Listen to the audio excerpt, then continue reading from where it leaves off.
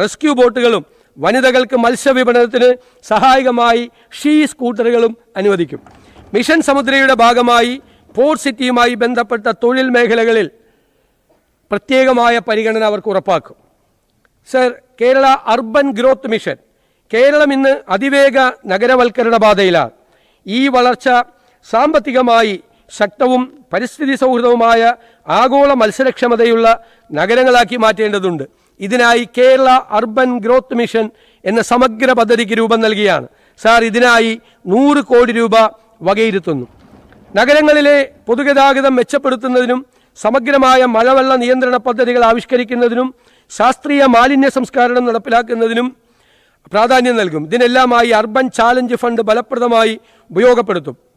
കൂടാതെ നഗര തദ്ദേശ സ്ഥാപനങ്ങളുടെ സാമ്പത്തിക സുസ്ഥിരത വർദ്ധിപ്പിക്കുന്നതിനും ഭരണ സംവിധാനം പ്രൊഫഷണലാക്കുന്നതിനുമായ പരിഷ്കാരങ്ങളും നടപ്പിലാക്കും. യൂണിഫൈഡ് മെട്രോപൊളിറ്റൻ ട്രാൻസ്പോർട്ട് അതോറിറ്റി തിരുവനന്തപുരത്തും കോഴിക്കോടും സ്ഥാപിക്കും. കൊച്ചിയിൽ നിലവിലുള്ള അതോറിറ്റിയുടെ പ്രവർത്തനം കാര്യക്ഷമമാക്കും. സർ, ഇനി സിനിമയാണ്. മലയാള സിനിമ മേഖലയെ വികസിപ്പിക്കാൻ സർക്കാർ സമഗ്ര പദ്ധതികൾ തയ്യാറാക്കും. ഇതിൻ്റെ ഭാഗമായി JC Daniel international film city ചിത്രനഗരം കൊച്ചിയിൽ സ്ഥാപിക്കും. സിനിമയ്ക്ക് വ്യവസായ പദവി നൽകൽ, അന്താരാഷ്ട്ര ചലച്ചിത്രോത്സവത്തിനായി സ്ഥിരമായ വേദി സൃഷ്ടിക്കൽ, ആൻറ്റി പൈറസി സെല്ലുകൾ രൂപീകരിക്കൽ, ദേശീയ അന്താരാഷ്ട്ര സിനിമാ നിർമ്മാണത്തെ ആകർഷിക്കുന്നതിന് അനുയോജ്യമായ അന്തരീക്ഷം രൂപപ്പെടുത്തൽ എന്നിവ ഈ പദ്ധതിയിലൂടെ ലക്ഷ്യമിടുന്നു. ഇതിനായി 100 കോടി രൂപ വകയിരുത്തുന്നു. സർ, MT വാസുദേവൻ നായർ സ്മാരക കൾച്ചറൽ പാർക്ക്.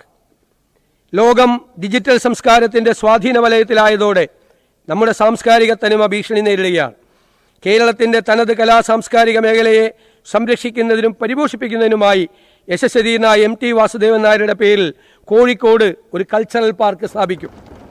ഇവിടെ കഥകളി, കൂത്ത്, തുള്ളൽ, തെയ്യം, ഒപ്പന, മാപ്പിളപ്പാട്ട്, മർഗംകളി, അയിനിപ്പാട്ട്, ഗോത്രകലാരൂപങ്ങൾ എന്നിവ അവതരിപ്പിക്കുന്നതിനുള്ള സൗകര്യം ഉണ്ടാകും. ജെൻസി കുട്ടികളുടെ ഷോർട്ട് ഫിലിമുകൾ, ചെറുപ്പക്കാരുടെ ഡോക്യുമെൻ്ററികൾ പ്രദർശിപ്പിക്കുന്നതിനും നൃത്ത സംഗീത പരിപാടികൾ അവതരിപ്പിക്കുന്നതിനുള്ള സൗകര്യങ്ങൾ ഒരുക്കും.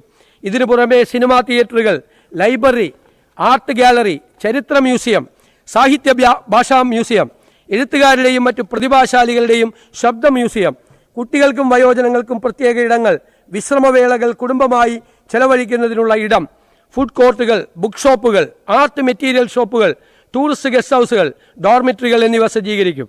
കലാസാഹിത്യ ആസ്വാദകർക്കും വിദ്യാർത്ഥികൾക്കും ഒരു വിനോദ വിജ്ഞാന കേന്ദ്രമായി ഇത് മാറും. ഇതിനായി 50 കോടി രൂപ വകയിരുത്തുന്നു. ഈ കൾച്ചറൽ പാർക്കിൻ്റെ നടത്തിപ്പിനായി കൾച്ചറൽ ടൂറിസം ട്രസ്റ്റ് രൂപീകരിക്കും. സർ, മൺമറഞ്ഞ പ്രശസ്ത സംഗീത സംവിധായകൻ ജോൺസൺ മാസ്റ്ററുടെ പേരിൽ തൃശ്ശൂരിൽ ഒരു പുതിയ മ്യൂസിക് അക്കാദമി ആരംഭിക്കും. ഇതിനായി 5 കോടി രൂപ വകയിരുത്തുന്നു. സർ, ഉമ്മൻചാണ്ടി ആരോഗ്യ ഇൻഷുറൻസ് പദ്ധതി. അപ്രതീക്ഷിതമായ ചികിത്സാ ചെലവുകൾ പല കുടുംബങ്ങളിലും വൻ സാമ്പത്തിക ബാധ്യതയാണ് സൃഷ്ടിക്കുന്നത്. ഇത്തരം ബാധ്യത ലഘൂകരിക്കുന്നതിനും കുടുംബങ്ങൾക്ക് കൈത്താങ്ങാകുന്നതിനുമായി എല്ലാ കുടുംബങ്ങൾക്കും 25 ലക്ഷം രൂപയുള്ള സൗജന്യ ഉമ്മൻചാണ്ടി ആരോഗ്യ ഇൻഷുറൻസ് പദ്ധതി നടപ്പിലാക്കും. ഇത് ഇന്ദിരാ ഗ്യാരണ്ടിയുടെ ഭാഗമാണ്. ഇതിൻ്റെ പ്രാരംഭ ചെലവുകൾക്കായി 10 കോടി രൂപ വകയിരുത്തുന്നു. സർ, പാചകകലാ ഇൻസ്റ്റിറ്റ്യൂട്ട്. കേരളത്തിൻ്റെ തനതായ പാചകകലയെയും രുചികളെയും ലോകത്തിന് മുന്നിൽ പരിചയപ്പെടുത്താനും പാചകകല, ബേക്കറി, ഹോട്ടൽ മാനേജ്മെൻറ്റ്, ഭക്ഷ്യ ഉൽപ്പാദനം, ഭക്ഷ്യസുരക്ഷ എന്നിവയിൽ പരിശീലനവും വിദ്യാഭ്യാസവും നൽകുന്നതിനായി പാചകകല ഇൻസ്റ്റിറ്റ്യൂട്ട് സ്ഥാപിക്കും. പ്രൊഫഷണൽ ഷെഫുമാരെ പരിശീലിപ്പിക്കുക, ഭക്ഷ്യവ്യവസായത്തിന് വിദഗ്ധരെ സൃഷ്ടിക്കുക, പാചക മേഖലയിലെ നവീകരണവും ഗവേഷണവും പ്രോത്സാഹിപ്പിക്കുക, ഹോസ്പിറ്റാലിറ്റി മേഖലയിലെ തൊഴിലവസരങ്ങൾ വർദ്ധിപ്പിക്കുക എന്നിവയാണ് പാചകകലാ ഇൻസ്റ്റിറ്റ്യൂട്ടിലൂടെ പ്രധാനമായും ലക്ഷ്യമിടുന്നത്. ഈ പദ്ധതിക്കായി പ്രാരംഭമായി 2 കോടി രൂപ വകയിരുത്തുന്നു. Sir, Kerala disaster resilience programme.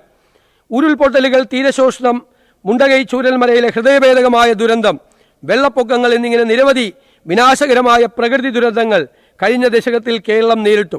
ഓരോ ദുരന്തവും ശാസ്ത്രീയമായ തയ്യാറെടുപ്പിൻ്റെയും മുൻകരുതലിൻ്റെയും അനിവാര്യത വെളിപ്പെടുത്തിയിട്ടുണ്ട്. ഇതിനായി നിലവിലുള്ള സംവിധാനങ്ങൾ കൂടുതൽ മെച്ചപ്പെടുത്തേണ്ടതുണ്ട്.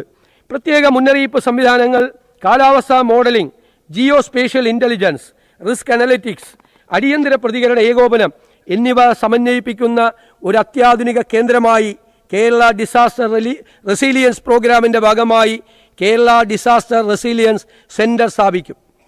സർ, കാലാവസ്ഥ വ്യതിയാനം സൃഷ്ടിക്കുന്ന ദുരന്ത